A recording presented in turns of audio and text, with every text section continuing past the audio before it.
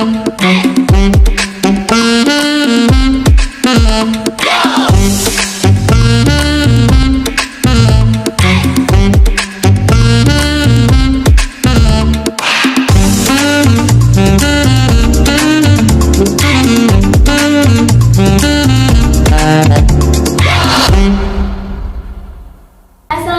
warahmatullahi wabarakatuh. Selamat pagi, siang, sore, dan malam teman-teman semua. Kembali lagi bersama kami di podcast MHT Mikro Halal Talks. Oke, jadi podcast kali ini tuh bukan cuma ngobrolin hal yang biasa, karena kita akan bahas soal hal yang sering kita lihat di sehari-hari, namun mungkin jarang kita pikirin secara dalam-dalam.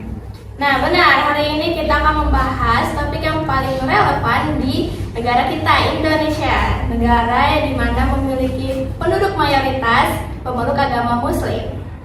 Ya, benar banget. Jadi, kali ini kita akan bahas soal sertifikasi halal pada UMKM. Kedengarannya kayak teknis ya, tapi tenang aja, kali ini kita akan bahas secara santai, seru, tapi tetap berbobot. Karena ini bukan cuma sertifikasi halal atau label kemasan, tapi ini soal kepercayaan, tanggung jawab, dan juga masa depan UMKM di sekitar kita. Nah, di sini kita udah bersama rekan-rekan yang lengkap nih. Ada yang udah turun langsung ke lapangan, ada yang siap jelasin teorinya, ada yang selalu punya tambahan seru, dan ada pula yang datang bawa solusi. Yuk kita mulai, tapi sebelum itu baiknya kita kenalan dulu nggak sih Sani? Ya.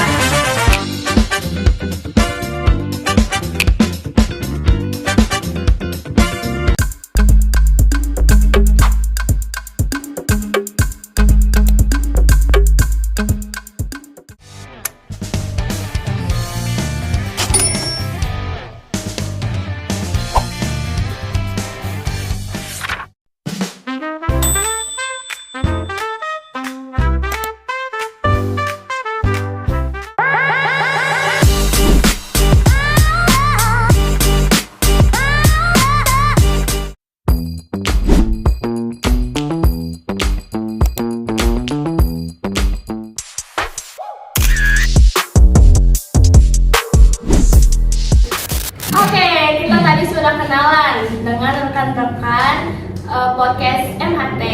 Sebelum masuk ke topik inti, aku pengen nanya deh, apa pendapat kalian kalau mendengar kata sertifikasi halal?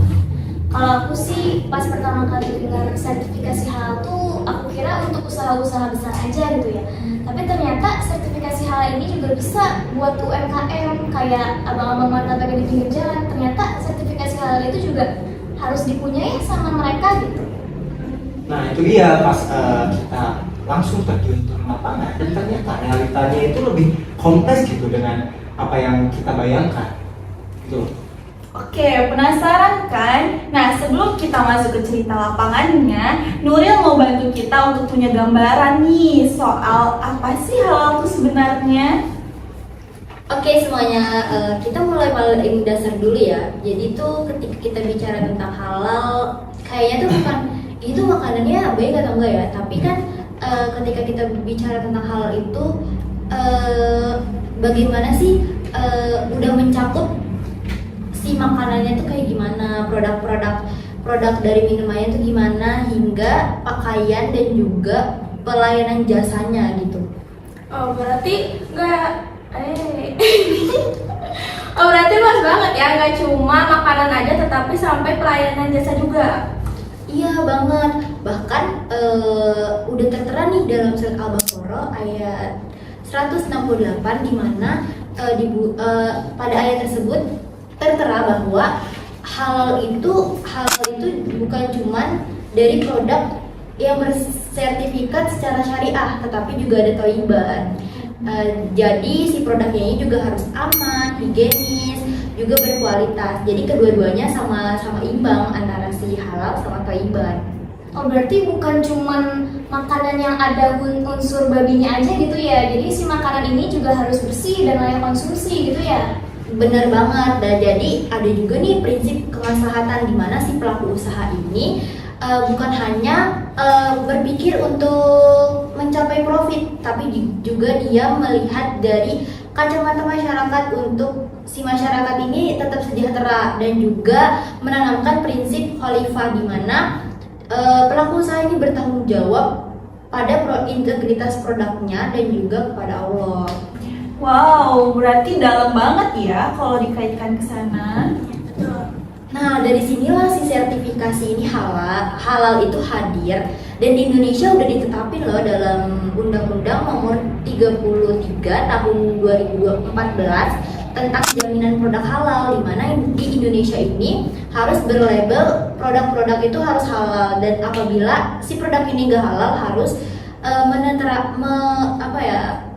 intinya di produknya ini adalah keterangan jelas si produknya ini gimana gitu. Kan membahas sertifikasi halal ya, berarti ada yang ngurus dong. Nah itu siapa Nuril yang ngurus? Nah, yang ngurus ini ada 2 lembaga. Yang pertama ada BPJPH, yaitu Badan Penyelenggara Jaminan Produk Halal, di mana dia itu dinaungin sama Kementerian Agama. Di situ juga mereka itu sebagai lembaga administrasi dan juga sebagai yang mengeluarkan sertifikasinya. Dan yang kedua ada lembaga MUI, yaitu Musyawarah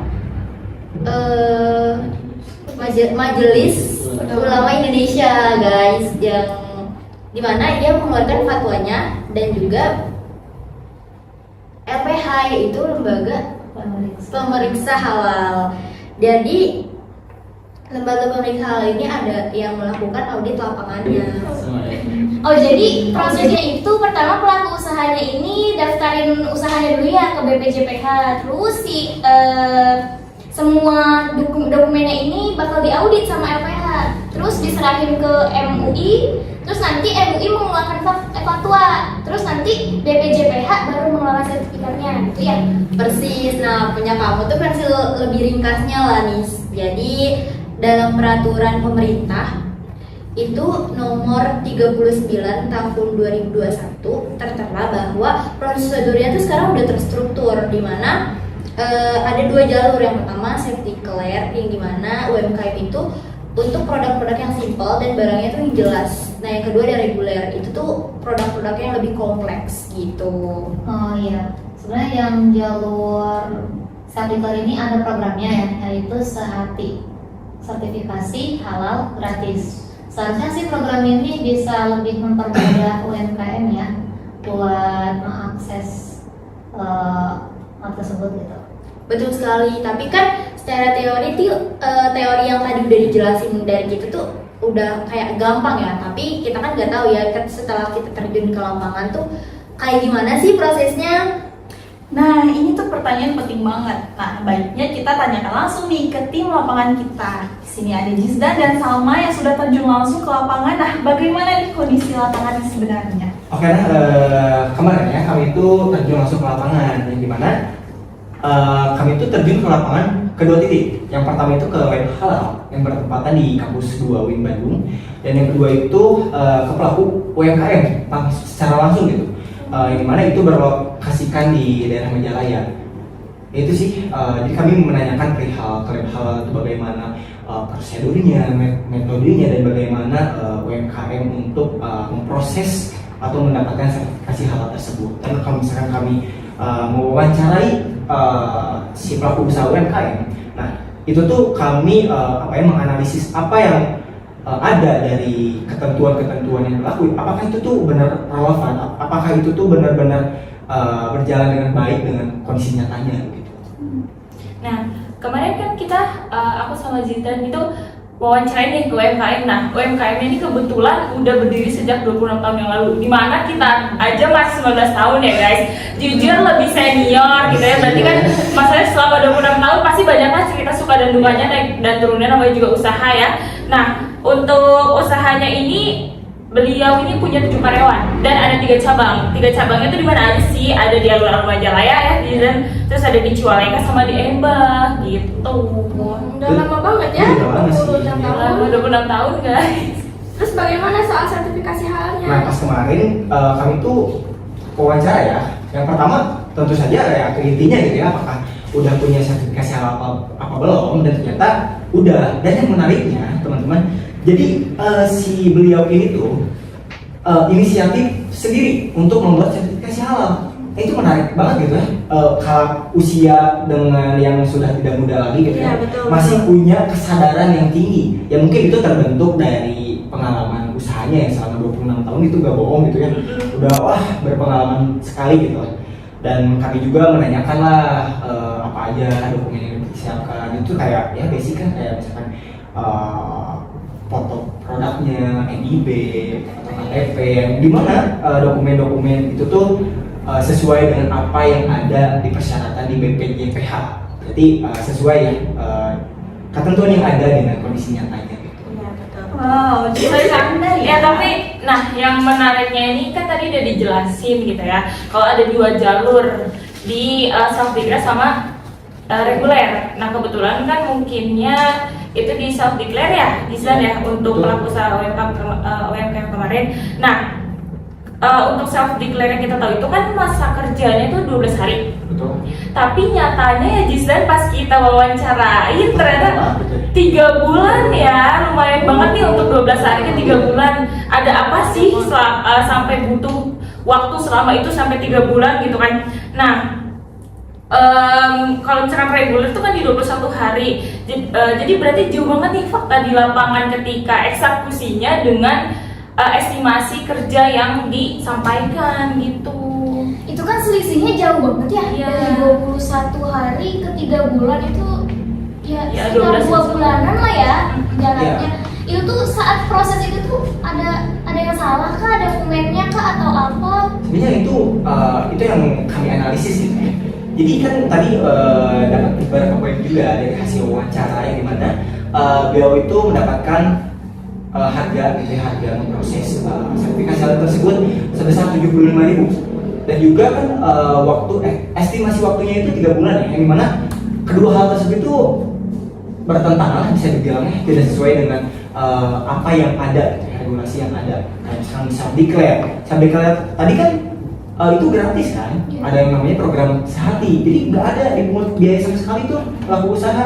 Tapi kan ini ada, walaupun 75.000 gitu ya, dan juga ini 3 bulan, berarti ya udah jelas gak masuk self declare dong. Iya, benar. Self declare itu cuma 12 hari, dan ternyata dengan beberapa poin yang kami dapatkan tadi gitu ya, bahwa kami analisis si pelaku usaha itu menggunakan jalur reguler. Nah kenapa bisa 3 bulan? Karena mungkin kan banyak antrian gitu ya, antrian yang ingin mengurus sertifikasi halal tersebut, atau misalkan si pelaku usaha ini ada beberapa kendala di dokumen. Karena kan walaupun di regulasi itu atau misalkan ketentuannya sekian hari gitu, tapi kan pada kenyataannya tetap akan berubah sih gitu. Nah itu yang perlu diperbaiki menurut saya gitu kan. Selain dari kita gitu ya sebagai pelaku usaha, misalnya dari masyarakatnya untuk meningkatkan kesadaran terhadap sertifikasi halal, tapi perlu juga diperbaiki dari segi layanan. Mungkin walaupun misalkan antrian panjang, tapi kan itu bisa diminimalisir gitu ya. Kan mereka menyebutkan bahwa self declare itu 12 hari, reguler itu 21 hari, tapi kan itu tuh harus harus sesuai lah dengan regulasi yang ada. Masuk akal sih itu. Mungkin dengan 3 bulan itu karena ini kali ya keterbatasan atau enggak antriannya tuh panjang. Jadi pendamping dari LP3 ini di lapangan tuh kayak kurang gitu. Betul. Bener banget sih Nurel. Tapi lebih ke ini sih, kalau misalnya LP3 itu apa maksudnya LP3H ya? Paling LP3H mungkin. Kalau LP3H itu lembaganya kayak si P3-nya itu baru pendampingnya. Tapi itu tuh lebih ke UMK sih kalau misalnya P3H tuh. Jadi kayak ini kan masuknya mungkin pakai jalur reguler ya. Maka itu enggak apa sih namanya? Enggak pakai P3H. Tapi apa sih namanya lagi?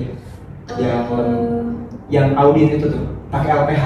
Nah itu diproses, kalau misalnya jalur reguler itu diprosesnya sama LPH, lembaga pemeriksa halal yang melakukan audit. Kalau misalkan P3H itu tuh untuk jalur self declare yang menyatakan kehalalannya sendiri. Nah itu ada pendampingnya, P3H pendamping proses produk halal seperti itu.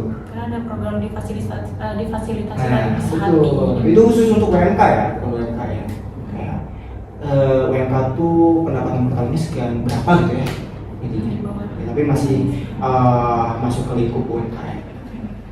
Dan yang bikin kita kagetnya gitu ya pas kita wawancara tuh, ya beliau ini belum pernah dapat sosialisasi sama sekali. Betul. Jadi beliau ini dapatnya informasi ini dari teman gitu Iya. kan, dari lingkup pertemanan. Jadi dia ini nggak dapat sosialisasi. Berarti emang pure dari kesadaran diri beliau ini akan pentingnya dari sertifikasi halal. Gitu. Berarti ironis ya antara regulasi yang mewajibkan tapi waktunya ada bermasalah dan juga sosialisasinya tuh terdapat masalah. Jadi kan karena kan tadi cuman ini ya dari jaringan pertemanan gitu, bukan Iya. dari pihak sertifikasi halalnya langsung. Iya betul, dan ketika kami tanya juga gitu ya, apakah si sertifikasi halal ini tuh berpengaruh terhadap penjualan di usahanya? Dan ternyata yang cukup bagusnya beliau tuh menjawab dengan jujur. Jadi nggak menjawab dengan keperluan Iya, wawancara atau apa. Ya beliau menjawab apa adanya gitu ya. Bahwa dengan adanya sertifikasi halal itu tidak terlalu signifikan lah mempengaruhi si penjualannya. Iya. Karena beliau juga menyampaikan tujuan beliau itu untuk membuat sertifikasi halal itu bukan untuk meningkatkan penjualan, akan tetapi untuk meningkatkan kualitas produk gitu. Yang dimana kan dengan punya sertifikasi halal, beliau tuh bisa mengembangkan lagi usahanya dong, Iya, betul, dengan betul. lebih profesional, lebih membuka ke pasar yang lebih luas gitu kan. Dan ya itu jawaban beliau bahwa sertifikasi halal itu bukan soal profit, tapi itu emang penting gitu. Iya. Tapi kalau misalkan penting, kenapa dia nggak berpengaruh ke penjualan? Nah, yang berkesan gitu ya buat kita. Jadi kan tadi udah disampaikan juga nih sama Jizlan, itu tuh beliau tuh nggak cuma pentingin tentang profit atau untungnya sendiri gitu, mentang-mentang beliau jualan gitu kan, jualan kan pasti butuh cari untung gitu ya. Nah, jadi kalau misalkan Pak Ai ini sendiri tuh ya udah beliau ini bener-bener mementingkan mutu dari produknya sendiri gitu. Nah, beliau bilang juga kalau misalkan mayoritas penduduk kita kan di Indonesia itu kan Islam ya, Muslim. Nah, jadi kan kalau misalkan ada sertifikasi halal itu kan produknya bisa diterima nih, bukan cuma bagi orang Muslim tapi juga buat orang lain. Tadi masuk yang disampaikan ada khalifah sama maslahah bersama gitu kan. Nah, iya jadi tuh karena sertifikasi halal ini kan jadinya apa, meningkatkan kepercayaan konsumen juga nggak sih? Karena kan udah, oh ini udah diuji nih, berarti udah safe lah gitu. Jadi ya udah bukan hanya profit. Jadi emang untuk meningkatkan mutu juga kepercayaan konsumen. Karena kan beliau ini pasti mikirnya udah 26 tahun gitu ya, nggak cuma mikirin jangka pendek, pasti jangka panjang juga buat usahanya. Oh, itu deep banget ya kalimat dari beliau itu. Jadi kesadaran itu tuh muncul setelah 26 tahun beroperasi gitu ya Pengalaman usahanya. tidak bohong sih. Iya benar. Jadi kayak semakin lama beroperasi semakin paham gitu tentang pentingnya sih sertifikat halal ini. Gitu. Menarik nih kalau dilihat dari perspektif ekonomi Islam ya. Iya. Jadi Pak Ai ini beliau tuh udah secara tidak langsung ya sudah menerapkan prinsip khalifah dan maslahah. Jadi beliau ini tidak hanya mengejar profit saja, tetapi beliau juga mempertimbangkan kemaslahatan konsumennya. Gitu. Betul. Keren banget ya dari sudut pandang pelaku UMKM ini. Kalau misalnya dari lab halal tuh kayak gimana? Oh ya, kalau misalkan pria lab halal, jadi setelah kami kan kebanyakan ngomongin UMKM gitu ya, sedangkan yang lab halalnya nggak terlalu dijelaskan gitu ya. Kemarin, jadi kami tuh melakukan wawancara sebelum ke UMKM ke lab halal terlebih dahulu. Jadi mana ketika kami melakukan wawancara, kami tuh mendapatkan banyak informasi. Dan tahu nggak kalian? Pasti kan kalian berpikir gitu ya, ketika misalkan kalian punya usaha nih, kalian pengen sertifikasi halal. Iya. Pasti yang ada di pikiran kalian, oh ini harus uji lab lah. Jadi uji lab itu yang pasti salah satu hal yang paling penting nggak sih? Kayak kita tuh berprasangka bahwa uji lab ini itu adalah satu-satunya atau cara yang tunggal gitu untuk menentukan kehalalan produk. Padahal enggak tuh. Jadi nggak semua ada produk, cara lain. iya. Jadi nggak semua produk itu harus ada lab, ya uji labnya. Nah itu tadi nyambung ke self declare. Itu nggak pakai uji lab loh. Oh enggak. Iya enggak. Jadi kami juga kayak oh ya ilmu baru nih ya kan, karena kami itu menyangka ya awalnya pasti selalu uji lab gitu kan ya. Nah, jadi self declare itu kan seperti yang tadi Tari jelaskan. Jadi pengajuan kehalalan gitu produk sendiri gitu. Yang dimana dibantu atau didampingi dengan ketiga yang tadi. Nah, kalau misalkan jalur reguler, nah itu baru. Nah itu tuh kalau semisal, jadi uji lab itu ada kalau semisal si produk-produk itu mengandung kayak alkohol, mengandung bahan-bahan yang emang perlu diuji lah gitu ya. Nah itu baru tuh. Nah itu perlu diluruskan makanya kita sekarang tahu nih dari pusatnya langsung gitu ya, Iya, benar. bahwa si lab halal, si uji lab ini tuh bukan satu-satunya cara tunggal untuk menentukan sertifikasi halal tersebut gitu. Ini penting banget sih ya buat Iya. diketahui Iya. oleh seluruh pelaku UMKM gitu ya, karena biar mereka tuh tahu gitu, teredukasi, biar sebenarnya mereka tuh untuk membuat sertifikasi halal ini butuh ke lab halal atau enggak sih, Iya. kapan Iya. mereka harus mendatangi lab halal tersebut dan kapan enggak, itu penting banget sih. Karena kan mungkin pelaku usaha itu juga bisa dibilang agak nggak mau ribet misalkan kan, karena mereka kira cuma satu-satunya cara di uji lab. Mereka udah kebayang kok uji lab itu regulasinya, terus kayak cara-cara step by step itu panjang dan ngeribetin gitu kan. Mereka mungkin ternyata sekarang nih ada informasi di self declare tuh ya udah gak perlu harus banget uji lab gitu kan. Nah, Iya. untuk metode pengujian itu jujur teman-teman pas kita wawancara itu kita dapat informasi itu ternyata secanggih itu gitu. Wah. Udah 2026 ya. Jadi ada namanya real time PCR, itu tuh untuk deteksi DNA hewan babi ya. Dimana kan babi itu haram ya dalam Islam, atau hewan-hewan haram lainnya. Terus ada juga BCMS, itu untuk kandungan alkohol, tadi udah disebutin sama rekan aku, Jisdan. Terus ada FTIR, itu untuk identifikasi lemah hewani. Ada ELISA untuk deteksi protein dan sumber haram. Sampai ke uji organoleptik untuk screening awal dari bau dan rasa. Jadi misalkan yang reguler tuh kalau yang emang belum jelas tuh pasti emang ujinya tuh sedetail itu, karena kan untuk menjelaskan dan menyertakan memutuskan ini tuh halal atau enggak gitu. Jadi semua lab halal itu harus udah terakreditasi ya dari Ya, pasti dong. ISO 1725 ya. Jadi standarnya itu harus ketat juga ya. Betul, pasti itu. Tapi nggak semua produk harus ke lab kan? Iya betul, Betul, tadi yang tadi disampaikan. saya sampaikan juga kan, bahwa ketika semisal barang dari pemasok itu sudah bersertifikasi halal, itu udah jelas gitu, yang itu tuh jalur sampai ke kayak misalnya kita punya usaha nih, kita beli bahan, kadang kan bahan yang kita beli udah ada sertifikasi halalnya, Iya. kita mau memproduksi lagi nih, nah itu bisa dengan jalur self declare gitu, kecuali kalau semisal kita bahan yang pertama sudah sertifikasi halal, tapi kita ingin memproses atau memproduksi suatu barang lagi dengan campuran bahan yang lain, dan bahan-bahan yang tersebut itu mengandung dari bahan hewani atau misalkan mengandung alkohol dan lain sebagainya, itu wajib uji lab gitu sih.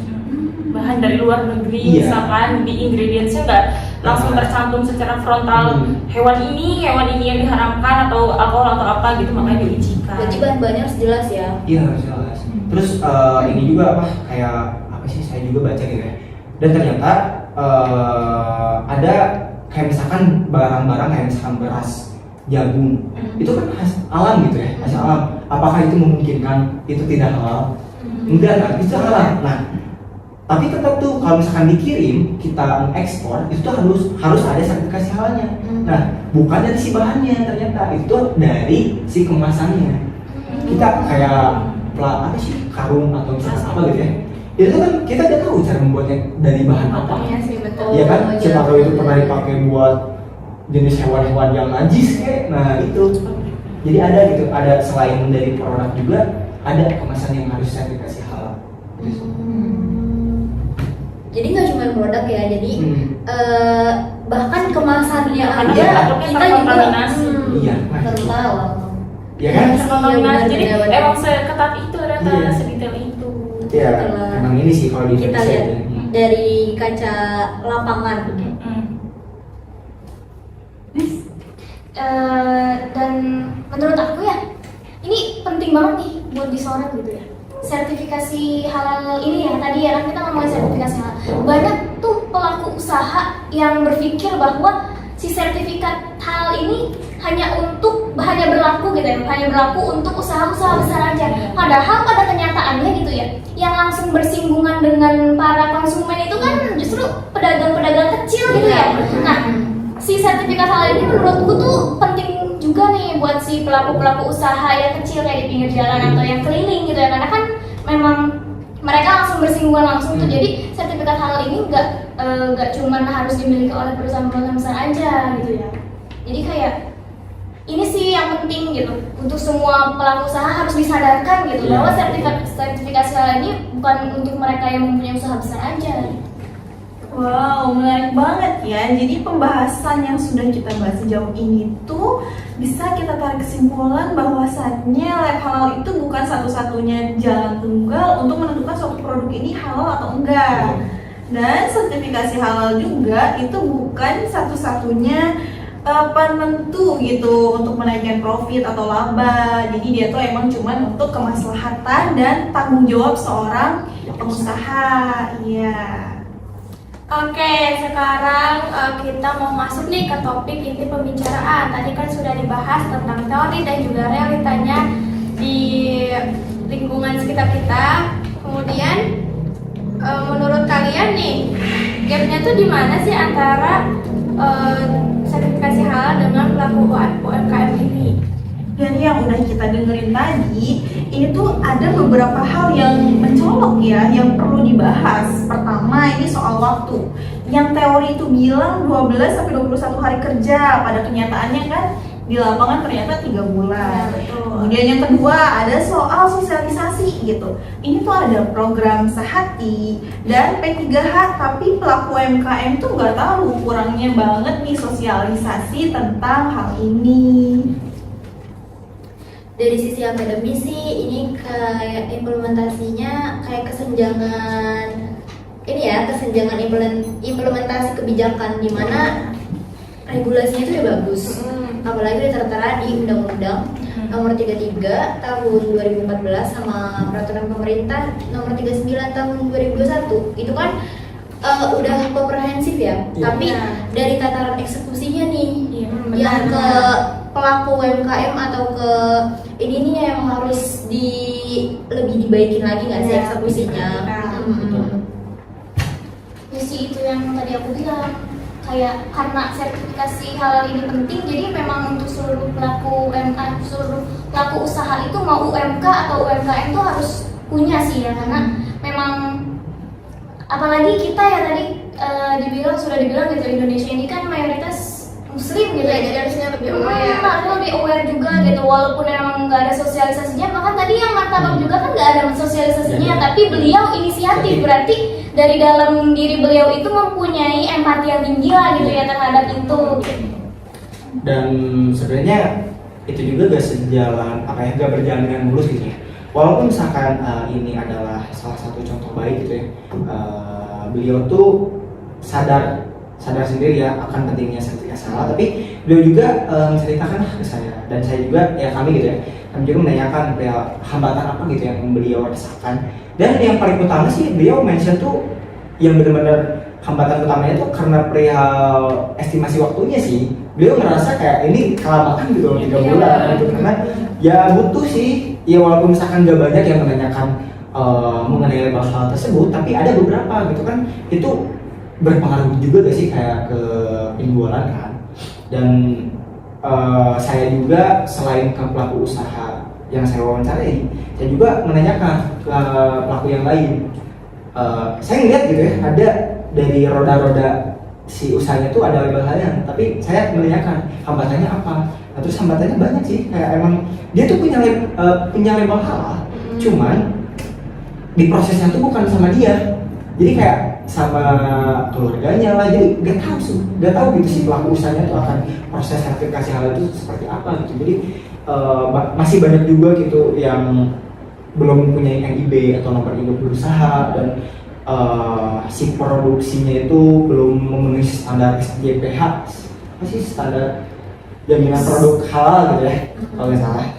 Nah jadi ini masih perlu ditingkatkan gitu ya, bukan hanya dari si pelaku usaha, bukan hanya dari masyarakat gitu ya. Kalau misalkan Gen Z, saya percaya sih itu dia mungkin lebih aware gitu ya sertifikasi halal. kan ini pelaku usaha yang emang lanjut usia gitu ya kan, udah Udah ini, ketinggalan apalagi, ya, apalagi ya. digital gitu ya, nggak tahu. Benar-benar. Ya misalnya kalau misalnya kita ke pihak yang terkait gitu ya, pihak dari yang bersangkutan yang sertifikasi halal, walaupun mereka telah menyebutkan kalau misalkan mereka telah mensosialisasikan sertifikasi halal tersebut melalui platform online, tapi nggak semuanya dapat gitu ya. Nah terus masih ada kesenjangan tuh antara terutama ya kalau misalkan mereka juga kan pada survei langsung atau sosialisasi secara langsung tapi belum merata gitu ya. Masih banyak daerah-daerah yang jauh dari pusat kota yang belum dapat sosialisasi tersebut gitu ya. Contohnya pelaku usaha yang Bapak Ayu Mahanda ini. Iya. Tapi ya bagusnya gitu ya, beliau sadar Iya, inisiatif. kesadaran sendiri, inisiatif sendiri gitu ya, ingin mengurus atau ingin membuat sertifikasi halal untuk meningkatkan produk atau usahanya sendiri. Walaupun gitu ya, bahan-bahan martabak kan kita udah tahu ya pasti Iya. tepung yang berasal dari tumbuhan gitu ya, masa yang nggak halal gitu, tapi beliau ini tetap membuat sertifikasi halal gitu untuk kepentingan bersama gitu ya, untuk kemaslahatan gitu. Jadi sebenarnya pas di lapangan itu bertolak belakang sama yang disampaikan, yang diinginkan kita semua, khususnya tadi Anissa bilang gitu ya. Kalau misalkan padahal yang paling bersinggungan dengan masyarakat itu kan yang pedagang usaha yang kecil yang emang baru merintis, misalkan ya di gerobakan, kaki lima gitu. Tapi seakan-akan kesana itu mereka itu menyepelekan gitu. Maksudnya di sini poinnya tuh ya udahlah, namanya juga konsumsi sehari-hari cuma sebelahan-sebelahan, dia nggak ada pressure atau tekanan bertanggung jawab itu seperti pelaku usaha yang besar. Padahal kan ya namanya juga bersinggungan gitu ya, harusnya karena lebih sering nih kemungkinan kita bertemunya, tanggung jawabnya lebih gede. Nah terus juga kan tadi hambatannya banyak yang udah disebutin sama Jisdan. Nah lebih ke prosedur juga ya kan. Terus karena mereka nggak dapat sosialisasi, dan kalaupun dapat juga mungkin nggak sepaham itu. Betul. Apalagi kalau yang tadi yang 26 tahun udah tua gitu. Kalau yang Gen Z aja tuh masih Udah belum, tahu. kita aja baru tahu ya. Baru tahu kan sebelum kita wawancara. Iya betul. Baru kan misalkan ada BPJPH, Iya. ada LPH, ada LPOM, ada MUI, dan mereka itu semuanya punya perannya masing-masing. Jadi harus disosialisasiin terkait peran-perannya, karena kan kalau kita nggak tahu perannya, kita nggak tahu di step by step. Yang pertama kita harus kemana, Betul. selanjutnya kemana, nanti yang bertanggung jawab di step yang ininya siapa, bagaimana gitu. Jadi emang harus ada pendamping yang memadainya. Ya. Tapi dari sisi konsumen juga kita perlu akui ya, dari sisi konsumen yang negatifnya gitu, bahwasanya ada konsumen dari non muslim gitu, perspektif konsumen non muslim yang memang dia itu beranggapan bahwasannya produk halal itu lebih tinggi nilainya dibanding dengan yang non halal. Nah, izin meluruskan ya bahwasanya halal itu bukan hanya soal kita apa sih namanya itu segmen pasar saja, tetapi tentang standar kualitasnya gitu yang universal.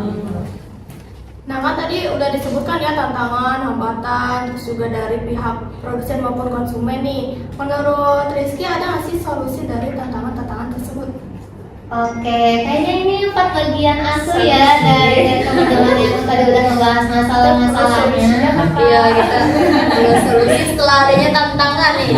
Oke, jadi dari masalah-masalah yang sudah kita bahas, sebenarnya ada 3 ya yang saya ketahui, 3 solusi yang dapat kita dorong. Yang pertama itu adanya sosialisasi dan edukasi literasi halal. Sebenarnya itu kan masalahnya dari pihak UMKM-nya ya, Iya. yang memang belum mengetahui gimana sih itu sertifikasi halal, belum, yang tadi udah dibahas sama Kak Jiza, Kak Safa, Kak Nuril gitu ya, karena tadi bisa juga sama Kak Anissa, gitu, bahwasanya ini ada solusi. Sederhana sih, sederhana, tetapi perlu konsistensi. Ya betul. Apa itu? Solusi yang pertama ialah adanya edukasi langsung ke pihak UMKM-nya. Jadi bukan hanya sekedar kita ini ada nih program sertifikasi halal dari media sosial atau dari cara daftarnya gimana, bukan hanya itu saja, tetapi kita meningkatkan dari literasinya juga ke UMKM-nya gitu.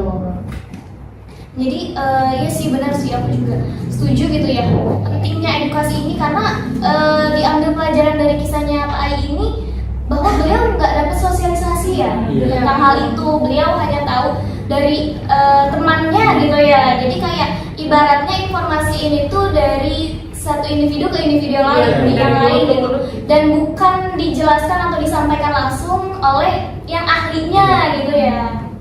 Ya makanya itu perlu adanya sosialisasi dan edukasi literasi hal teman-teman. Lanjut yang kedua aja teman-teman. Lanjut. Oke, lanjut yang kedua itu adanya optimalisasi pendampingan dan pembiayaan. Kan kita tahu ya bahwasanya ada program Sehati. Sehati nih, Sehati. Sertifikasi halal Gratis. Tapi itu kan kita bisa memperkuat ya dari sana. Memperkuat apa nih? Memperkuat P3H. P3 itu apa? Pendamping proses produksi. Nah, itu ya riset memang yang berperan ya untuk sertifikat itu. Jadi bisa seperti adanya penambahan kuantitas dan kualitas yang bisa mereka tingkatkan gitu untuk membantu pihak UMKM yang mereka itu memerlukannya. Seperti halnya ada memperluas ada peningkatan mengenai pembiayaan. Jadi mereka itu bukan hanya membantu optimalisasi di bagian pembinaan saja, tapi di bagian pembiayaan juga bagi pihak UMKM yang memang mereka itu memerlukan untuk pembiayaan tersebut ya, untuk melakukan akses sertifikasi halal tersebut. Jadi ini tuh inline-nya kayak prinsip konsep Islam ya. Jadi secara nggak langsung masyarakat sama pelaku usaha bertanggung jawab juga ya dengan kemaslahatan yang ke masyarakat gitu maksudnya. Ya benar-benar. Jadi bukan hanya di bagian masyarakatnya atau bukan hanya di bagian pemerintahnya saja, Tapi kita juga bertanggung jawab kan. dua-duanya gitu ya. Pihak pemerintah dan masyarakat juga perlu untuk berkoordinasi, berkolaborasi, Saling melengkapi gitu lah ya. Untuk mencapai kemaslahatan Iya. gitu. Ya, oke. Itu yang kedua ya. Yang ketiga terakhir nih dari saya itu adanya sinergi kelembagaan dan penyederhanaan birokrasi. Gitu. Jadi yang ini mungkin yang paling penting ya, atau yang bisa dibilang paling krusial di masa sekarang. Jadi adanya apa ya? Diperlukan koordinasi yang kuat nih antara BPJPH, kemudian pemerintah itu koperasi gitu ya. Pemerintah koperasi dan UMKM, kemudian adanya koordinasi dengan pemerintah daerah, kemudian dengan pihak LPH juga. Jadi jangan sampai mereka itu ya mereka yang BPJPH, LPH dan lain sebagainya itu mereka jalannya sendiri gitu ya. Perlu adanya koordinasi dan kolaborasi yang kuat gitu.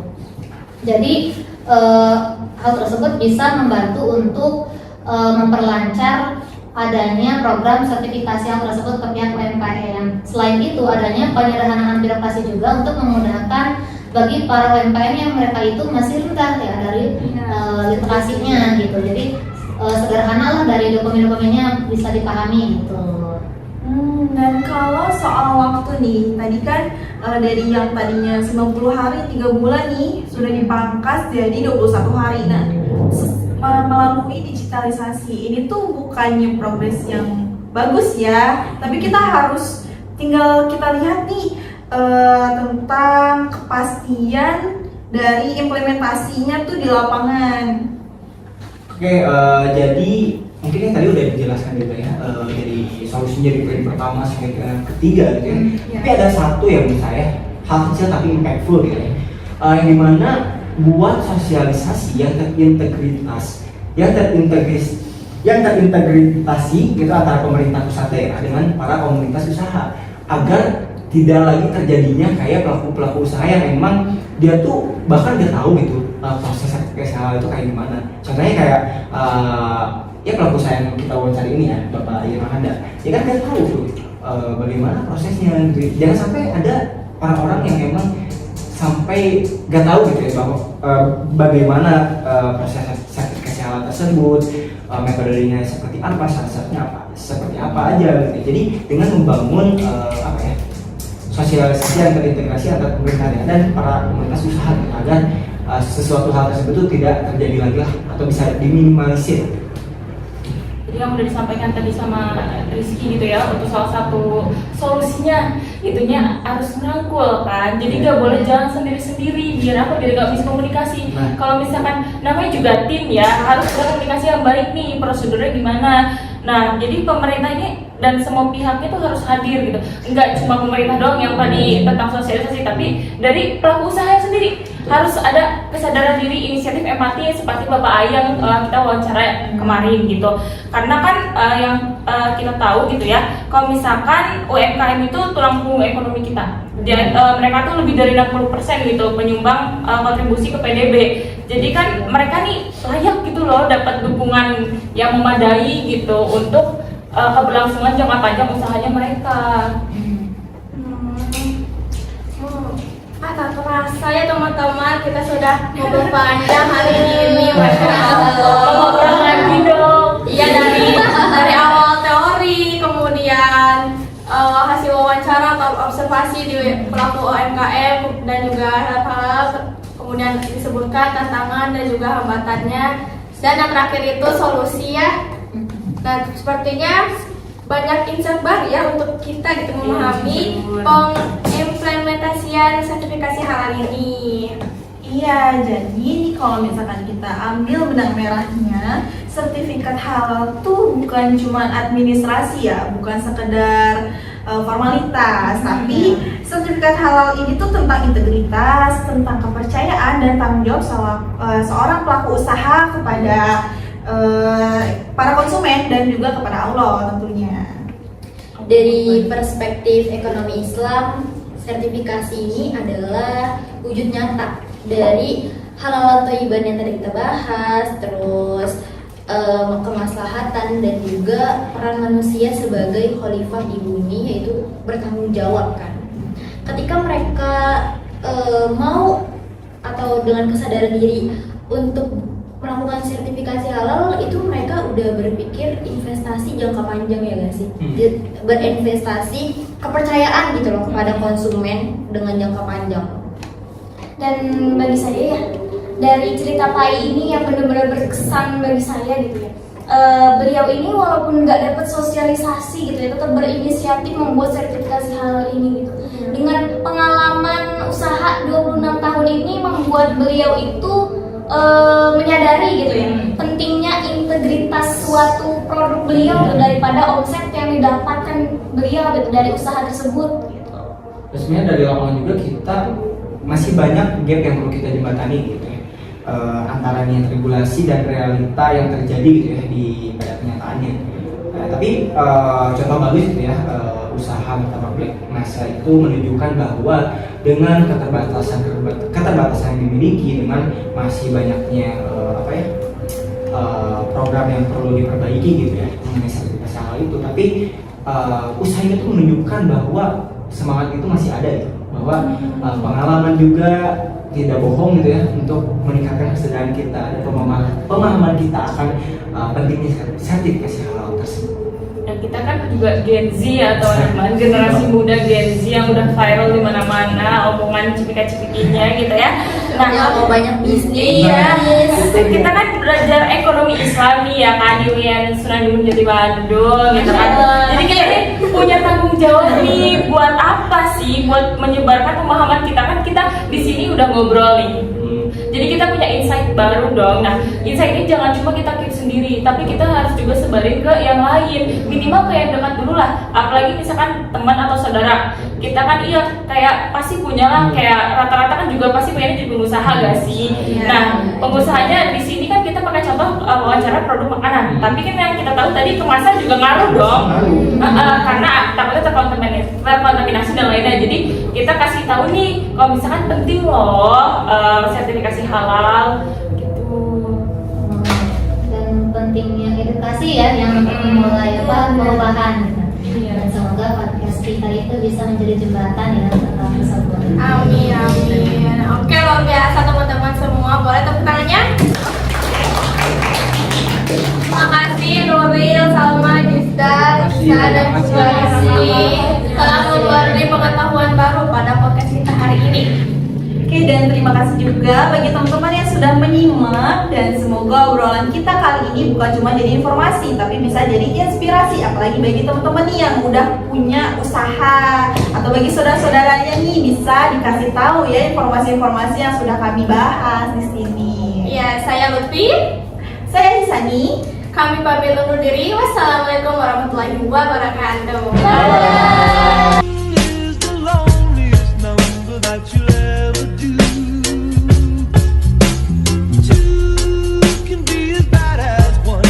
It's the loneliest number since the